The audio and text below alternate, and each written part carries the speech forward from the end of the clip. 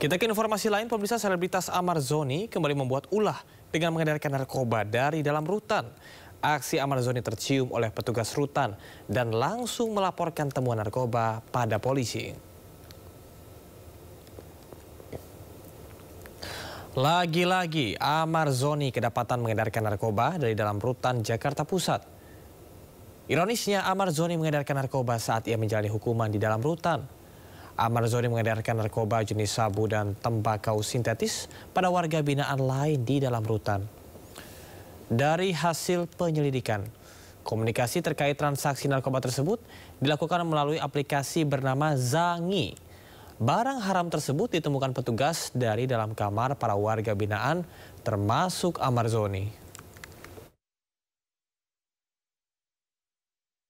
Kami segera melakukan laporan dan serah terima barang bukti yang berupa barang yang diduga narkotika.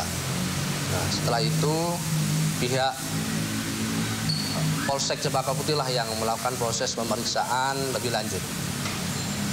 Dan selama proses pemeriksaan lebih lanjut, saya mengikuti karena tanggal 20 Januari tahun 2025 saya baru dilantik dan menjabat sebagai Kepala Rumah Tahanan Kelas 1 Jakarta Pusat. Jadi saya mengikuti proses pemeriksaan yang dilakukan oleh pihak Polsek Cempaka Putih. Pada prinsipnya kami selama proses pemeriksaan berlangsung, kami bersikap kooperatif dan transparan kepada pihak penyidik dari Polsek Cempaka Putih. Apa saja yang dibutuhkan, baik itu saksi atau data-data, kami serahkan sepenuhnya kepada pihak penyidik dari Polsek Cempaka Putih. Kasus narkoba yang menjerat aktor Amar Zoni kini telah mencapai 4 kali sejak tahun 2017. Peluang bebas dirinya pada Desember 2025 melalui program asimilasi kini terancam pupus.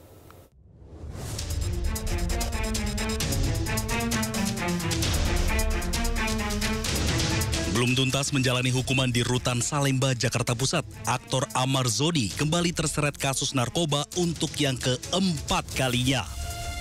Kasus narkoba pertama kali yang melibatkan Amar Zoni terjadi pada Juli 2017.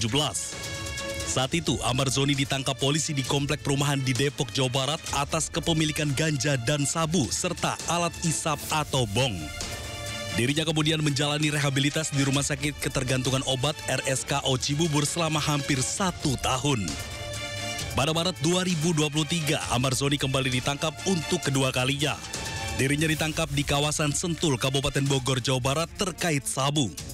Di kasus kedua ini, Amar Zoni dihukum 7 bulan penjara dan bebas pada 4 Oktober 2023.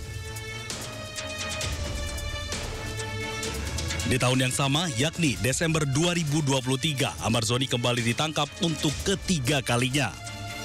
Ia ditangkap di salah satu apartemen di kawasan BSD Tangerang, Banten beserta sejumlah barang bukti berupa sabu dan ganja. Di pengadilan tingkat pertama, Amar Zoni kemudian divonis hukuman 3 tahun penjara. Namun pada tingkat banding, hukumannya diperberat menjadi 4 tahun penjara. Amar Zoni sempat memiliki peluang bebas pada Desember 2025 mendatang melalui program asimilasi. Namun kasus terbaru ini membuat peluang bebas tersebut harus pupus. Itu juga bukan mungkin. Pastinya kami akan ke TKP dulu, akan dibantu oleh pihak Polda Metro Jaya untuk melihat urutannya gimana sehingga pada saat kita memaparkan kami sudah dapat gambaran. Pada Jumat sore ini kembali datang lagi semabuk mira perwakilan dari penasihat hukumnya dalam perkara almarhum ADP hadir di sini kembali tadi membahas kesepakatan ya beberapa kesepakatan yang minggu depan akan segera dilaksanakan. Ya, minggu depan akan segera dilaksanakan dan paling lama mungkin Kamis ya Pak ya. Kamis dari tim akan hadir lengkap ya. Kemudian nanti akan disambut oleh dari Direktorat Kriminal Umum, dalam hari ini dari Subdit Resmob ya untuk memaparkan segala suatu hasil mulai dari olah TKP sampai dengan penyelidikan hingga hari ini. Maksudnya hari ini karena handphone korban kan sampai saat ini belum ditemukan. Jadi nanti penyelidik juga akan memaparkan bagaimana metode mereka mencari serta cara mereka untuk menemukan barang bukti yang... Sidang pra-peradilan mantan Mendikbudristek Nadiem Makarim memasuki tahap pembacaan kesimpulan dari pihak pemohon dan termohon.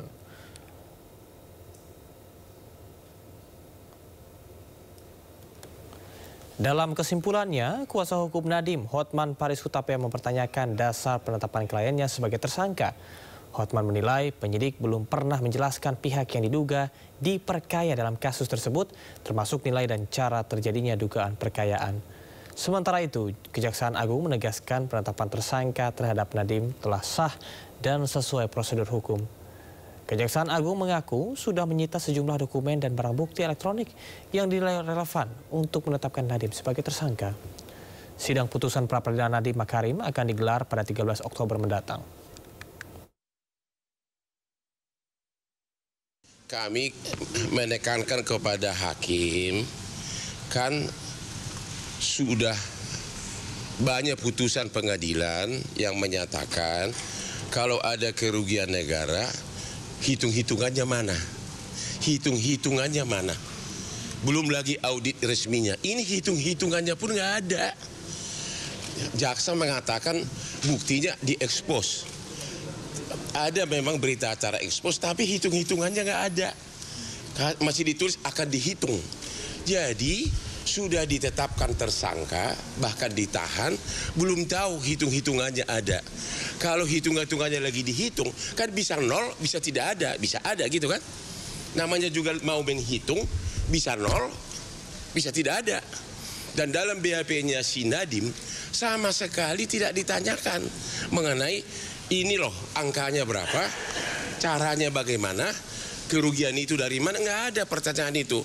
3 BAP-nya si Nadiem sebagai calon tersangka sangat umum, general.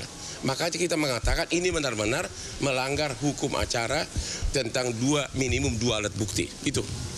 Yang dipersoalkan oleh pemohon mengenai audit LHP, sudah ada beberapa putusan, tadi kita bacakan. Putusan perkara Budi Said, putusan perkara Thomas Limbong, satu lagi itu yang menyebutkan dalam pertimbangan pra-peradilan itu tidak harus ada audit LHP-nya, hasil LHP-nya, sepanjang sudah dinyatakan oleh audit yang berwenang ada kerugian negara dan sudah disepakati sama penyidik, dan itulah alat bukti surat kita yang kita ajukan, risalah ekspos dan surat tugas pimpinan BPKP untuk auditor menghitung kerugian keuangan negara.